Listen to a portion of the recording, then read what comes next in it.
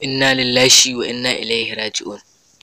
Irin rashin kunyar da 'ya'yan Hausawa suke nunawa ƙarara, gaskiya ƙarshen duniya ya zo. Ya za a yi kaga yarinya ta fito daga gida da ɗamamman kaya, yanzu ka duba kaga irin wannan hotuna da suke posting a shafukansu na Instagram. Gaskiya ƙarshen duniya ya zo. Allah ka shirye su, Allah ka shirye su. Ka duba kaga irin wani posting da suke yi na gaira ba dalili. Kai, gaskiya ƙarshen duniya ya zo. Ka duba ka gani fa.